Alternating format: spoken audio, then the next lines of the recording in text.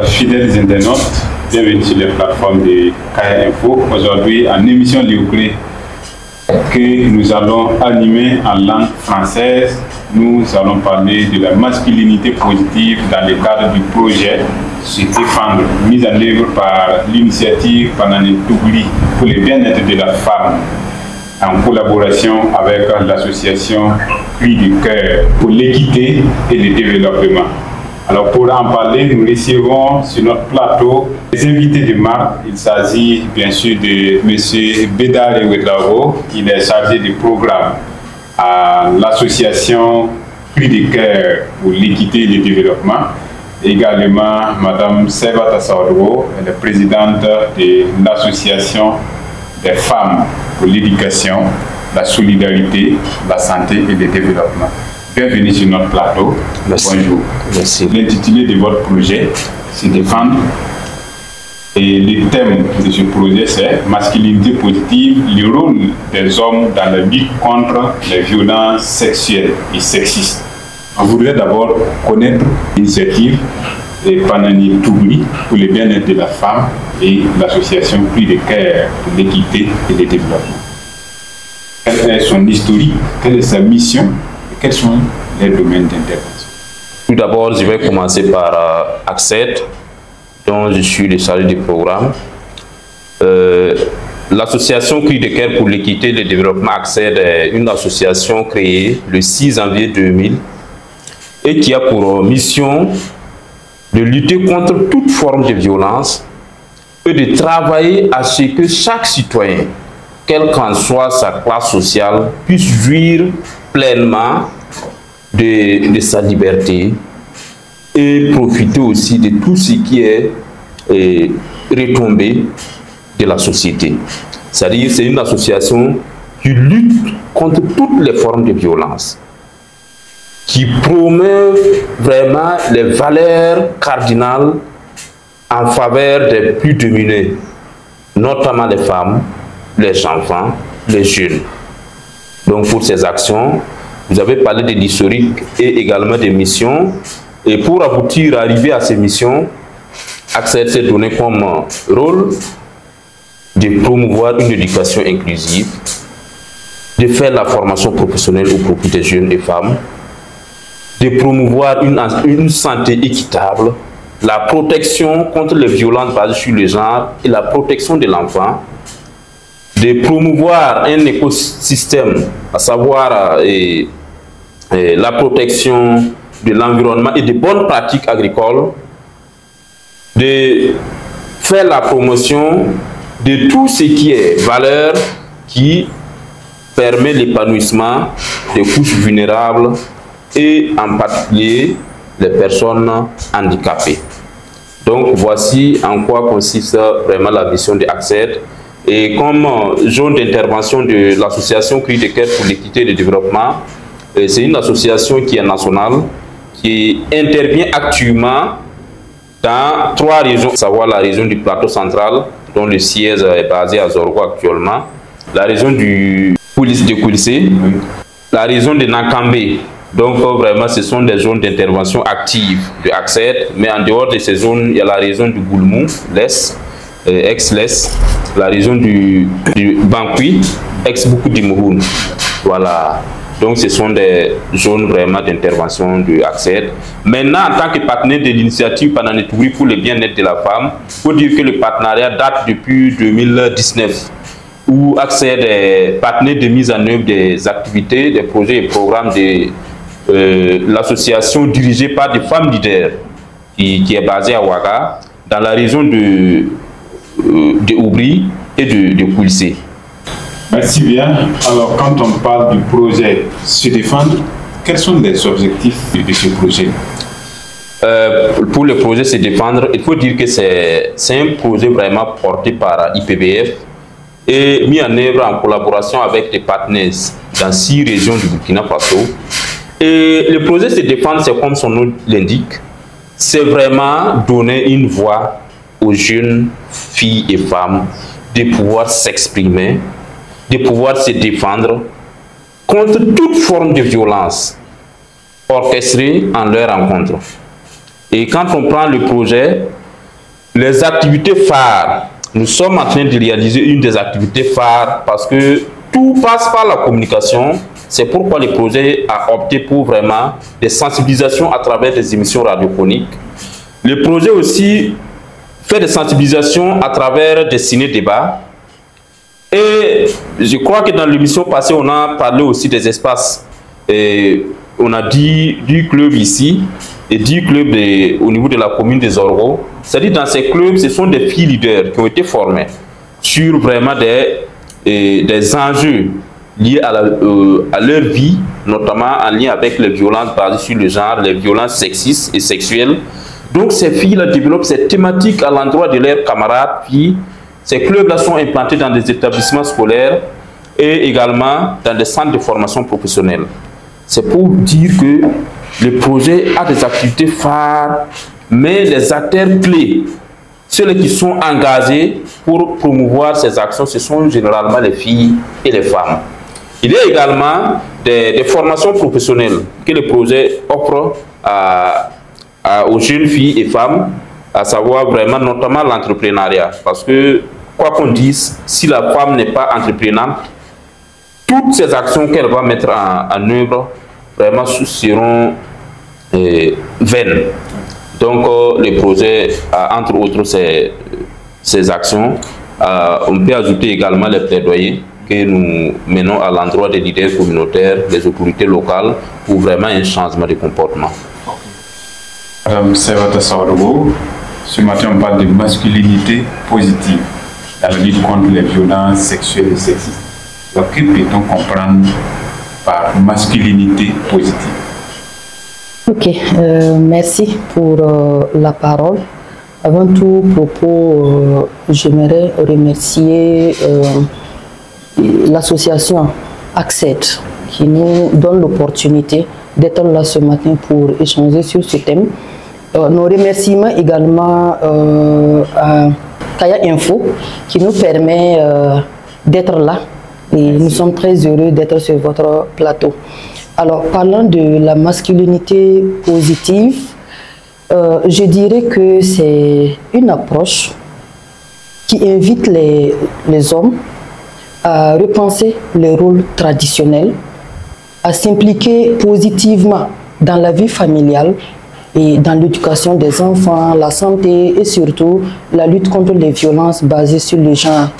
Terre à terre, ce que je peux dire de la masculinité positive, c'est être un homme sans violence ni domination, c'est-à-dire respecter les autres, partager les responsabilités et protéger sans agresser.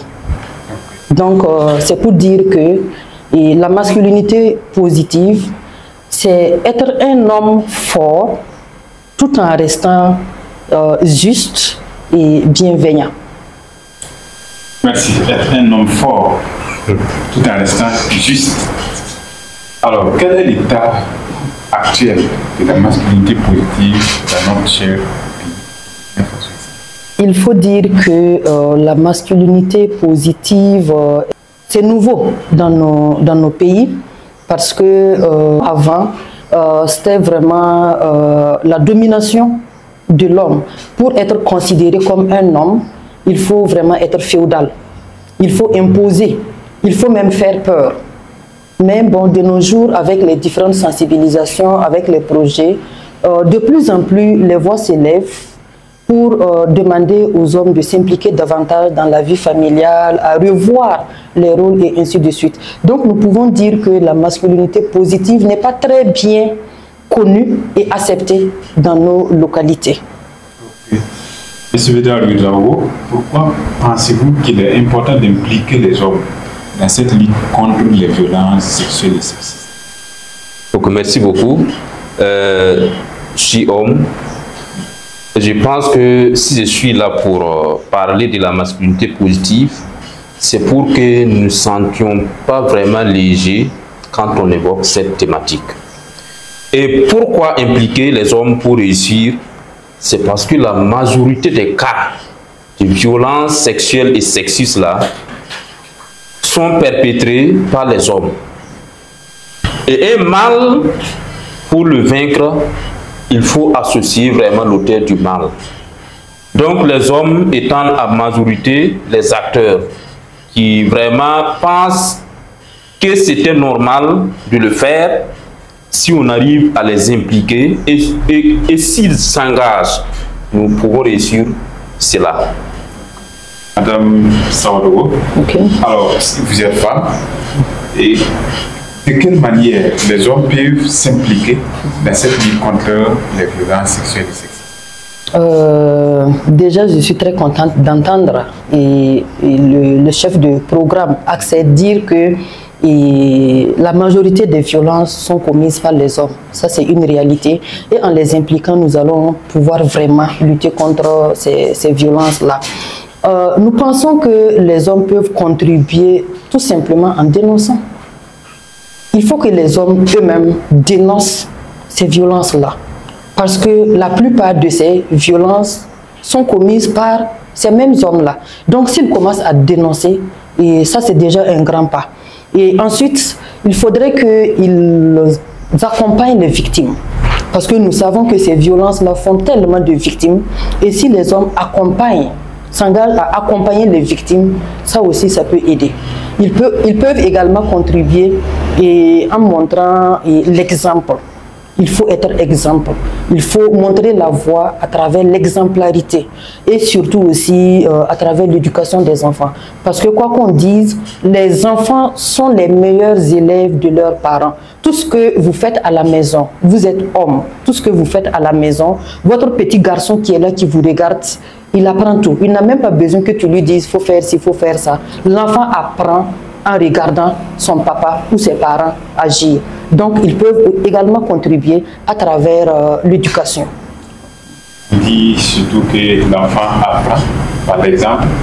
Alors, M. Vidalé, sur le parlant du projet Se Défendre, est-ce qu'il y a des actions concrètes pour promouvoir cette masculinité positive? Oui, je dirais qu'il y a vraiment des actions concrètes parce que ce que nous sommes en train de faire déjà, c'est une action concrète. Et quand vous regardez vraiment pratiquement dans toutes les activités de ces projets, les hommes sont impliqués. Les hommes sont impliqués, les hommes sont engagés. On leur demande vraiment de creuser et de trouver les voies et moyens de solutionnement de ces problèmes. Et quand on parle d'action clé encore, quand vous arrivez à faire des plaidoyers à l'endroit des autorités qui s'engagent, vous avez déjà gagné pratiquement le combat. Et à travers ces plaidoyers, nous demandons, à travers ces projets, à tous les leaders, que ce soit les leaders coutumiers, que ce soit les leaders religieux, ça peut être des imams, les catéchistes, catéchistes au niveau des protestants, c'est les pasteurs, non? Voilà. Donc, on demande à ce que vraiment ce message puisse être passé à l'endroit de leurs fidèles. Et quand dans les prêches, dans toutes nos actions, dans toutes nos façons de communiquer, nous agissons en tenant compte de la masculinité positive, il peut y avoir un changement de comportement. Et quand on prend les clubs de filles, ce sont vraiment des espaces, des tribunes pour les jeunes filles d'exprimer, et en retour dans leur famille, elles sont un modèle pour leur famille, et à travers leur agissement, leur comportement, elles travaillent à changer petit à petit le comportement de leurs frères. Parce que souvent c'est le partage des responsabilités dans les familles qui crée ça. Et dès le départ, quand on n'implique pas vraiment, on n'inculque pas ces valeurs aux jeunes à bas âge, ils vont grandir avec ça et ça va devenir très difficile à redresser. Donc vraiment, ce sont des actions vraiment très phares que nous mettons en œuvre pour vraiment faire changer la donne. Alors vous êtes militante dans la défense des droits des jeunes femmes et jeunes filles. Et c'est en droite ligne avec cette lutte contre les violences sexuelles et sexistes. Est-ce que vous avez des exemples, des initiatives portées par des hommes et qui entrent dans ce cadre de lutte contre ces violences? Oui, effectivement, il y a tellement d'exemples d'initiatives portées par des hommes.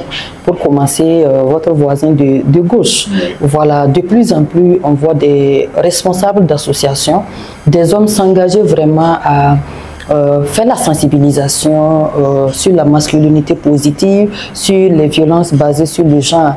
Il y a également des chefs traditionnels, des chefs coutumiers qui ont très bien compris et qui agissent à cet effet. Je connais un chef coutumier de la ville ici qui donne en fait le message à travers son exemple. Il se lève, il prend par exemple le mil de sa femme, il part au moulin, il part chercher l'eau pour sa femme, il part chercher du bois pour sa femme, il fait le marché pour sa femme. Il y a plein d'hommes comme ça qui s'illustrent dans ces genres d'actions. Et de nos jours, on voit également des stars, entre guillemets, ça peut être des sportifs, des musiciens et consorts, qui donnent de la voix, en tout cas pour un monde plus juste et équitable en faisant la promotion de la masculinité positive. Alors, on voit le plus souvent, ces violences sont liées à des pratiques, c'est pas traditionnelles ou coutumières. Est-ce que, comment les hommes peuvent contribuer à déconstruire ces stéréotypes de genre ou les normes sociales qui alimentent ces violences? Merci. Je dirais que pour que les hommes puissent contribuer positivement, c'est la sensibilisation. Et comment eux-mêmes, ils peuvent faire des actions concrètes pour qu'il y ait un changement. C'est comme Madame Sordro l'a dit, c'est à travers l'exemple. Je prends un exemple d'un chef de famille qui, dans la maison, dit que ses tâches sont réservées uniquement à la jeune fille, tout en oubliant que lui, il les a inscrits au même titre dans une classe au lycée ou bien à l'école primaire. C'est-à-dire, le partage inégal des travaux dans la famille, là, c'est déjà vraiment un impact très négatif. Ça a un impact très négatif sur la vie des filles, et ça, vous n'êtes pas un exemple. Mais celui qui va commencer à partager de façon équitable les travaux dans la famille, à considérer la fille au même titre que le garçon et à donner l'exemple par lui-même en considérant sa femme, en l'aidant dans certaines tâches que le jeune garçon même qui était assis ne pensait pas que son papa pouvait le faire. C'est-à-dire, ce sont les enfants qui vont sortir communiquer les bons messages, les bons comportements. Et ce qui est intéressant, quand vous êtes bon dans une famille, il faut savoir que les enfants, ce sont les acteurs de changement, ce sont les messagers. Quand ils se retrouvent, ils vont commencer à imiter ce que vous vivez dans la famille. Et ça impacte positivement leur génération. Également, les hommes peuvent travailler à changer cela à travers des communications intergénérationnelles. Par exemple, si les vieux et les jeunes causent, communiquent, échangent à travers ces stéréotypes, ils vont trouver des voies et moyens pour déconstruire ça. Parce qu'il y a des gens dont ces pratiques-là étaient ancrées comme des valeurs qu'un homme doit incarner et doit appliquer à la rigueur près. Pourtant, non. La beauté de la vie ne se limite pas à votre virilité. Non. Il faut poser des actions qui montrent que c'est vous le chef de ménage, mais vous n'êtes pas le chef de la jungle. Voilà. Alors, ne pas être le chef de la jungle. Madame Sordro, vous êtes dans cette lutte. Alors, quels sont les principaux obstacles qui entravent en tout cas l'engagement des hommes dans cette promotion de masculinité? D'accord. En fait, il faut dire que les principaux obstacles sont, entre autres, la peur de perdre son autorité. Les hommes pensent que, et en s'impliquant davantage dans la vie familiale, ils vont perdre leur autorité d'homme. Ce n'est pas le cas. Et il y a également les stéréotypes. Et qu'est-ce que les gens vont en penser? Qu'est-ce que les gens vont dire de moi? Est-ce que si j'aide ma femme à laver les habits ou bien à laver les enfants, est-ce que les gens ne vont pas dire que je suis un homme faible? Est-ce qu'on ne va pas dire que je suis un homme à femme? Ou bien, bon, en fait, c'est ce regard-là qui fait que les hommes et ont du mal à changer. En plus de cela, nous avons la persistance des pesanteurs socioculturels. Voilà, on pense que l'homme c'est celui qui est féodal, l'homme c'est celui qui est radical, un homme ne doit pas faire ci, un homme ne doit pas faire ça, alors que la violence n'a aucun fondement traditionnel. Lorsque vous échangez avec les coutumiers, la violence n'a pas sa place là-bas.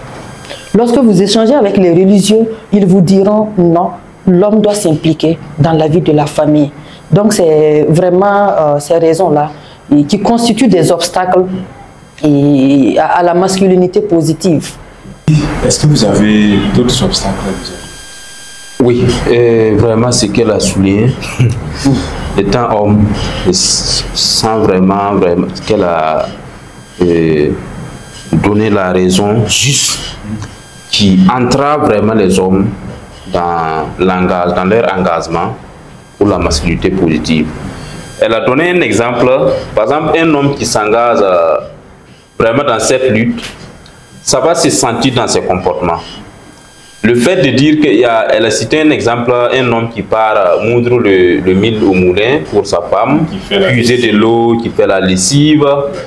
Bon, quand vous êtes dans une société entre griffes comme la nôtre, c'est très compliqué. Vous aurez une perception très négative et on va même inventer des choses sur vous.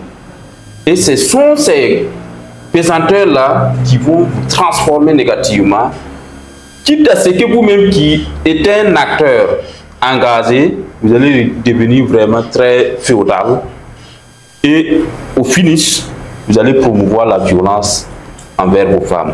Il y a un autre aspect aussi qui est là, c'est que la plupart aussi de nos femmes et de nos mamans qui n'avaient pas vraiment compris cette thématique, quand un homme commence à vouloir s'inscrire dans cette dynamique de masculinité positive, la femme va croire que oui, j'ai pu le dominer. Maintenant, je peux m'imposer dans la famille.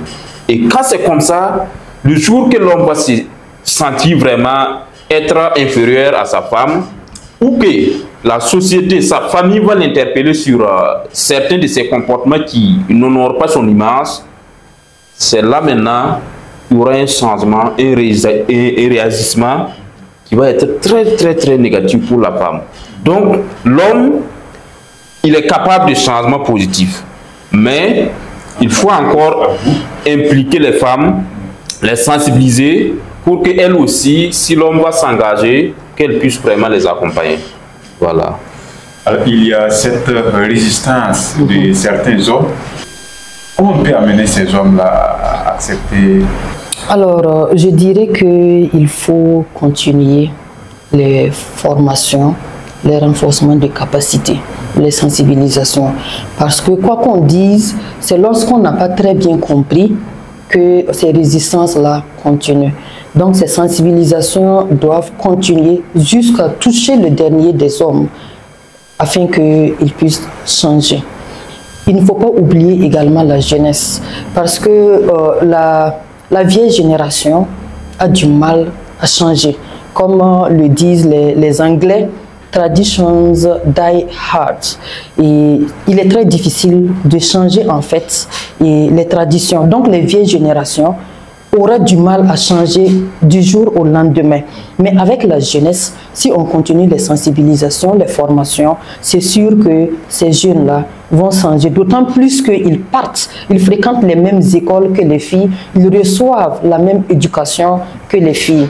Et les femmes également, et je vais dire les parents également, doivent impliquer les enfants dans ce changement-là, en leur donnant l'éducation qu'il faut, en éduquant la jeune fille et le petit garçon de la même manière, en leur confiant les mêmes tâches. Si la petite fille peut laver la vaisselle aujourd'hui, demain, pourquoi pas le petit garçon? Donc c'est vraiment apprendre les enfants à être utiles à eux-mêmes, à être indépendants, et cela, ça va les suivre lorsqu'ils vont grandir. Donc dans cette lutte-là, on va continuer, il faut continuer les sensibilisations, les formations, que ce soit au niveau des parents, mais également au niveau de la jeune génération, afin qu'ils grandissent avec le changement. Et on entend souvent dire que la jeunesse, les enfants, c'est l'avenir du pays. Et comme nous voulons un avenir radieux, un avenir où les femmes et les hommes sont égaux devant la loi, un avenir où il y a vraiment l'équité, donc il faut qu'on commence à la base pour monter. Monsieur Lawo, lorsque les hommes s'engagent et s'impliquent activement dans cette lutte contre les violences, quel changement positif peut-on voir? Merci. Si les hommes s'engagent, le changement sera très perceptible. Parce que déjà, si un homme s'engage dans cette lutte, dans sa famille, il y aura un changement. Et si dans sa famille, il y a un changement positif, ça va impacter les voisinages. Un homme aussi qui est collaborateur dans tout son entourage, dans ses lieux de travail, de culte, il va presser un bon message et ça passe. Parce que ce qui bloque cette lutte, c'est quoi? C'est parce que les hommes ont peur. Bon, ce n'est pas une peur comme ça, mais ils ont honte de faire cette promotion au sein de leur père. Mais si on a, comme madame l'a dit, pu faire le maximum de sensibilisation, puis communiquer au maximum, et que au moins dans un quartier, il y a au moins 10 hommes qui s'inscrivent dans cette dynamique, vous allez voir que les retombées seront vraiment énormes. Donc les hommes, quand ils s'engagent, ça va impacter positivement, ça va changer vraiment la vie de la jeune fille et de la femme, ça va changer la vie de la génération actuelle. Ok, je dirais que les bénéfices pour un homme qui s'engage pour la masculinité positive, les bénéfices sont d'abord personnels, individuels, c'est pour lui-même. Parce que vous voyez, le plus souvent, on entend un homme ne pleure pas. Un homme, il ne fait pas ceci. Alors qu'un homme a des sentiments. Ce n'est pas un caillou, ce n'est pas du fer. C'est un être humain. Alors que souvent, il y a des situations qui le dépassent, qui le traumatisent, qui lui donnent la dépression totale. Donc, un homme qui s'engage pour la masculinité positive se libère psychologiquement. Donc, il a un certain bien-être psychologique. Ça, c'est déjà l'avantage pour lui-même de s'engager pour la masculinité positive. Généralement, dans les couples, dans les foyers où on respecte les uns et les autres, dans les foyers où l'homme s'implique dans la vie familiale de façon positive, il y a moins de conflits. Il n'y a pas de conflit. Et lorsqu'il n'y a pas de conflit dans le foyer, vous voyez que les enfants grandissent normalement et les enfants vivent en paix. Et cette paix-là va contaminer les voisins parce que ces enfants ont été bien éduqués, ils ont bien grandi, ils n'auront pas la violence verbale et ils n'auront pas la violence physique. Parce que la majorité des violences, que ce soit verbales ou physiques, là, ça vient de nos foyers. Ça vient de nos familles. Lorsque dans le foyer, il y a la violence, lorsque les autres membres de la famille ne sont pas respectés, cela crée une certaine violence et cela se ressent au niveau de l'éducation des enfants, dans le comportement des enfants. Et lorsque les hommes s'impliquent dans la masculinité positive, on voit qu'il y a diminution des violences basées sur le genre. Parce que ces hommes-là ne vont pas commettre ces violences basées sur le genre. Et une fois qu'ils sont victimes, ils en sont victimes, ils vont en parler pour trouver des solutions. Alors, donc, lorsque les hommes s'impliquent davantage, les bénéfices sont individuels, familiales et pour toute la société. Alors, M. Bédard Daogo, qu'est-ce qu'il faut, que ce soit au niveau des politiques, au niveau des programmes communautaires, des campagnes de sensibilisation, ce qu'il faut pour renforcer cet engagement des hommes dans la lutte contre les violences? Pour vraiment renforcer leur engagement, la première des choses, c'est de les impliquer.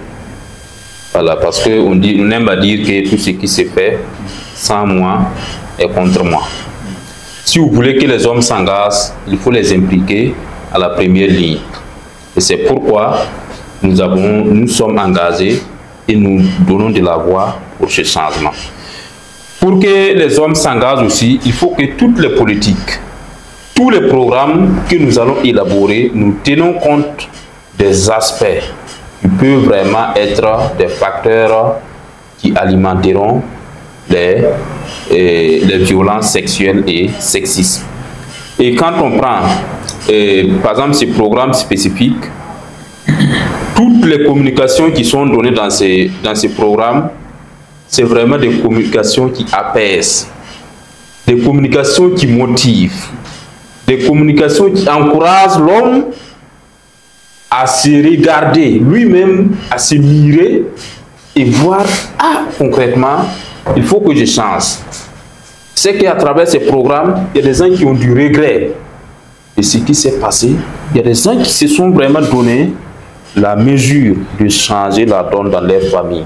Donc vraiment, ce sont des actions qui accompagnent l'engagement des hommes dans cette lutte. Merci. Nous tirons à la fin de notre émission. Des milliers de personnes vous suivent actuellement. Quel est le message que vous souhaitez donner aux hommes, aux jeunes garçons, dans cette lutte contre les violences sexuelles et sexistes? Le message que je souhaiterais donner, c'est d'abord à l'endroit de mes soeurs, de mes mamans et de mes filles. Il faudrait que les femmes elles-mêmes s'engagent pour faire la promotion de la masculinité positive, parce que l'éducation des enfants nous incombe à plus de 80%. C'est nous qui sommes à la maison avec les enfants. Et si nous voulons que les choses changent, on doit commencer par l'éducation. Et vous allez voir dans certaines familles, lorsque le petit garçon veut faire quelque chose, c'est sa maman même qui va lui dire non, un homme ne fait pas ci, un homme ne fait pas ça. Ou bien, lorsque c'est le monsieur même qui a compris et qui veut changer, c'est la femme même qui va dire non, non, non, faut pas laver tes habits parce que si tes parents voient ça là, ils vont dire que faut pas faire ça parce que si tu fais ça là, tes amis vont dire que. Donc il faut que nous-mêmes, femmes là, on accepte et on s'implique dans le changement à travers l'éducation des enfants. Aux hommes qui sont en ligne, qui nous suivent, il faut que tout le monde s'engage pour la masculinité positive, parce que cela y va de notre bien-être individuel et familial et collectif. Lorsque nous nous engageons, nous aurons une société de paix. Nous aurons la paix dans nos différentes familles. Aux enfants, je leur dirais d'écouter les conseils des parents, de suivre l'éducation qu'on leur donne à la maison, de s'impliquer davantage dans les tâches ménagères, dans la vie familiale, parce que tout ce qui se dit, c'est pour leur bien.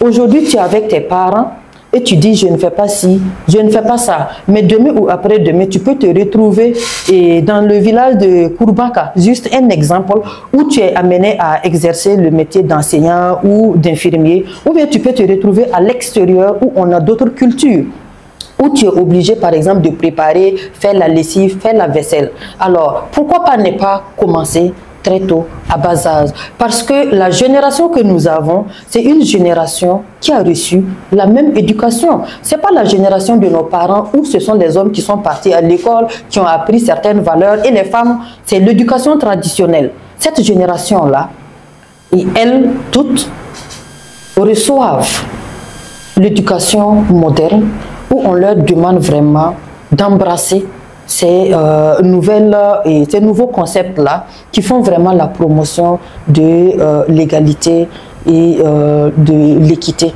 pour une société plus juste. Donc nous allons demander simplement à nos enfants de commencer très tôt à s'impliquer dans la vie familiale et aider les parents, écouter les conseils et vraiment à s'engager pour que la violence sexiste ne passe pas par eux. Parce que nous pouvons, ensemble, si nous disons non, je ne serai pas auteur de violences basées sur le genre, je ne serai pas auteur de violences sexistes, nous pouvons éradiquer ces violences sexistes sous toutes ses formes. Merci, M. Bidar-Loro. Vous êtes homme engagé dans cette lutte contre les violences sexuelles et sexistes. Alors, il y a cette réticence. Quel message aux hommes? Quel appel à s'impliquer davantage? Ok, mon appel c'est de dire aux hommes qu'être homme ce n'est pas d'être violent, ce n'est pas un devoir de contrôle sur tous les plans, mais c'est un devoir de respect et de responsabilité. Maintenant, à l'endroit de nos filles, femmes, je leur dirais que le respect qu'un homme vous accorde n'est pas symbole de faiblesse, mais une façon de reconnaître votre valeur dans sa vie. Aux enfants, je leur dirais de cultiver vraiment l'amour et le respect mutuel, le partage des rôles dans la famille et l'équité surtout en termes de responsabilité. Merci, fidèles internautes, merci de nous avoir suivis. Retenons qu'impliquer les hommes dans la lutte contre les violences, c'est bâtir une société plus juste et plus sûre. La masculinité positive, c'est s'engager à protéger, à respecter et valoriser les femmes et les filles. Ensemble, faisons du respect et de l'égalité une réalité au quotidien. Merci et nous vous invitons à rester connectés sur nos plateformes, nos programmes continus d'information. La bonne information, c'est sur KAI Info. Merci et bonne journée.